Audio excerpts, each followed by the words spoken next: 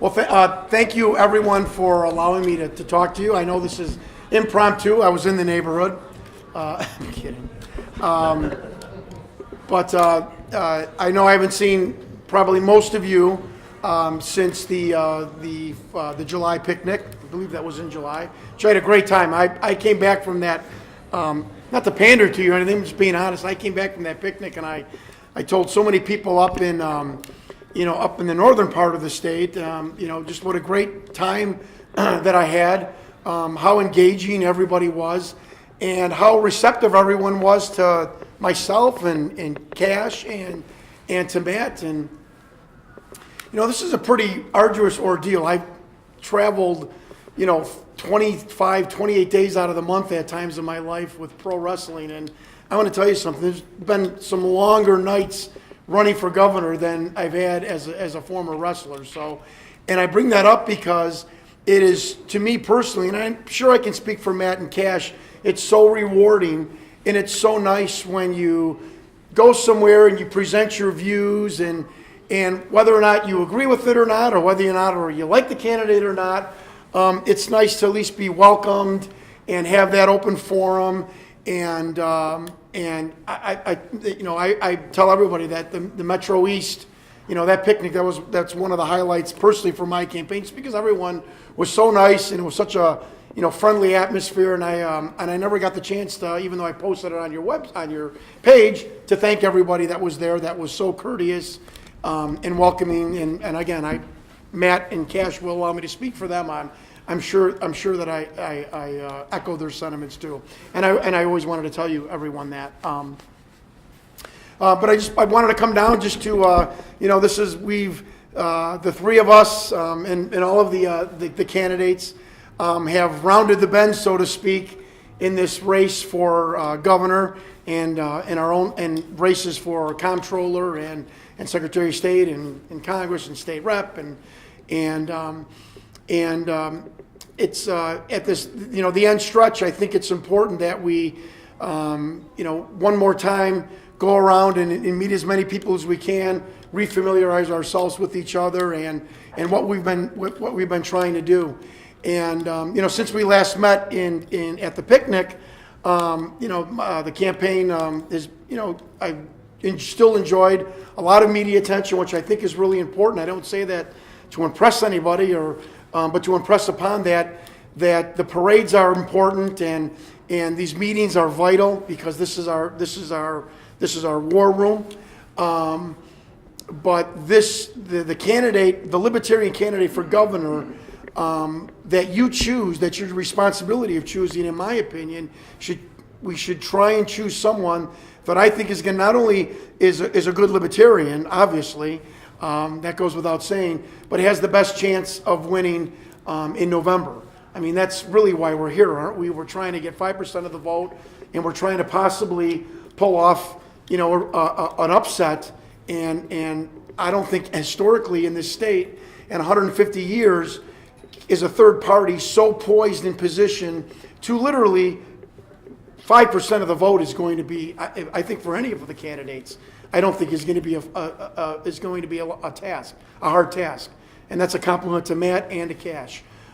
That's how crucially positioned that we are because of the demise of this state and what the Democrats and Republicans have done. I mean, we are these the three of us. If we can just highlight the governor's race, the three of us are these new managers walking into this company that's losing, $30 billion a year, and the current management is saying, give us one more chance. It's ridiculous. It's over for them. I mean, you've got a sitting governor that is completely unelectable, and on the Democratic side, you've got billionaires running in a state that's bankrupt, and trying to relate to people that are struggling, that are toughing it out in the economy of Illinois. I know the country economically is on the upswing, but I think we all can sit here in this room and say that is not Illinois. We have 22,000 people a year, millennials especially, leaving the state. The smartest and the brightest, looking at their friends and their family, saying, I'm packing up and leaving you because I can't afford to live in the state. It doesn't make sense to me to live in the state anymore. Everywhere across the board, manufacturing, retail sales, real estate, everything is plummeting in this state. So we are not a reflection of the country. And so, again, going back to, I want to emphasize what a position that this party is in, what a unique position, a special time in history, political history, especially in this state, where a third party has the best chance of winning statewide election ever, and maybe ever again for the next 100 years. And I just don't think 2 billionaires and an unelectable governor is going to generate any kind of enthusiasm and any kind of support with any of the voters, whether they're Republican, Democrat, Libertarian, Green Party, and Reform, or Independent. I truly believe that. And whatever you take from listening to me or these meetings or whatever, take home with you the knowledge that this is a once-in-a-lifetime opportunity. And I implore you to try and to do your best to choose the candidate that you think will be most electable in November. That might be Matt, that might be Cash. I certainly hope that you would think it would be me.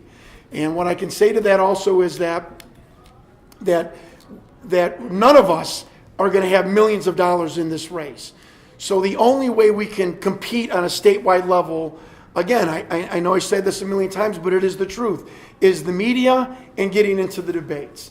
And the media has covered me since the first week that I announced up until last week, where I was nominated or named one of Illinois' 17 people you should get to know in 2018. Again, I don't say that to impress you. I say that the media is still looking at me as a mainstream candidate and still giving me the attention in the media that they would give somebody like Ron or Pritzker.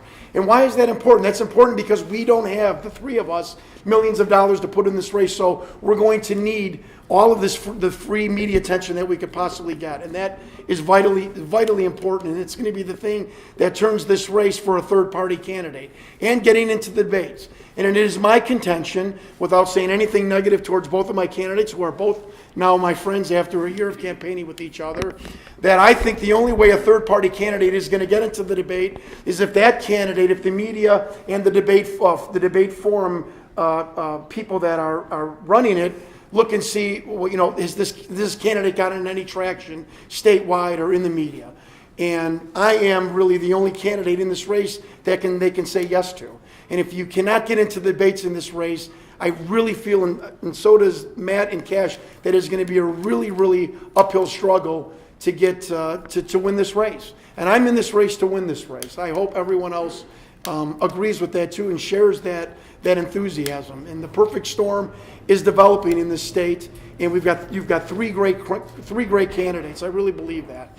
And I just hope that when you look towards the general election, which should be in your mindset when choosing a candidate, that you would consider that I maybe could be the best possible candidate come this November. And thank you.